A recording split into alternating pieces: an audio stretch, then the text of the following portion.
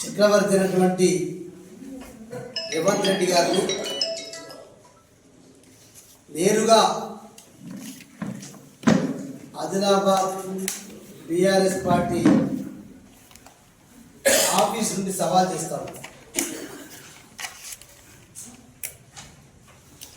ఇప్పటి వరకు తెలంగాణ ముఖ్యమంత్రి పదవి బాధ్యత చేపట్టిన తర్వాత ఎందరు మంది మహిళలని, కోటి మంది మహిళల్ని కోటీశ్వరులు చేస్తారని చెప్పి మాట్లాడుతున్నారు. అంటే ఇలా ప్రజలందరూ కూడా రేవంత్ రెడ్డి గారు అంటేనే బూతుల ముఖ్యమంత్రి, అబద్ధాల ముఖ్యమంత్రి, అబద్ధాలకే చక్రవర్తి అనేటువంటి బిరుదు ఇలా తెలంగాణ రాష్ట్ర ముఖ్యమంత్రి రేవంత్ రెడ్డికి వచ్చింది. మేము ఏమడుగుతున్నామంటే, కనీసం నువ్వు మహిళల గురించి మాట్లాడేటప్పుడు గతంలో బీఆర్ఎస్ పార్టీ ప్రభుత్వం ఉన్నప్పుడు తెలంగాణ తొలి ముఖ్యమంత్రి కేసీఆర్ గారు ఎవ్వరు గుర్తించలే మహిళల్ని. కానీ మహిళల పేరుతోటి ఇయ్యాల తండ్రుల కంటే ఎక్కువ తల్లులు ఇబ్బంది పడతారని చెప్పి,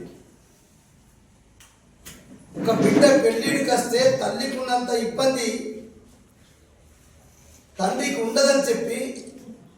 అర్థం చేసుకుని ఇలా కళ్యాణ లక్ష్మి పేరుతోటి, షాదీ ముబారక్ పేరుతోటి 50,000 రూపాయల నుంచి మొదలుపెట్టి 1,110,000 రూపాయలు కళ్యాణ లక్ష్మి ఇచ్చినటువంటి ఘనత ముఖ్యమంత్రి కేసీఆర్ అది కాదని చెప్పి అడుగుతుంది. కేసీఆర్ గారి కిట్టు ఎందరో మంది మహిళలు ప్రభుత్వ ఆసుపత్రులకు రావాలంటే గతంలో ఉన్నటువంటి కాంగ్రెస్ పార్టీ ప్రభుత్వ హయాంలో నేను రాను బిడ్డో సర్కారు దవాఖానలకు అని చెప్పి మరి సినిమాలో పాటలు విని సర్కారు దవాఖానల కంటేనే భయపడే రోజుల్ని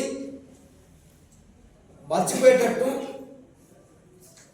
ఇలా కేసీఆర్ కిట్ కానీ, కేసీఆర్ న్యూట్రిషన్ కిట్ కానీ, అమ్మ ఒడి కార్యక్రమం పెట్టి ఇలా మహిళలకు ఒక భరోసా కల్పించి నీ బిడ్డ పెళ్ళిడికి వచ్చినా నీ బిడ్డ పెళ్లిని కూడా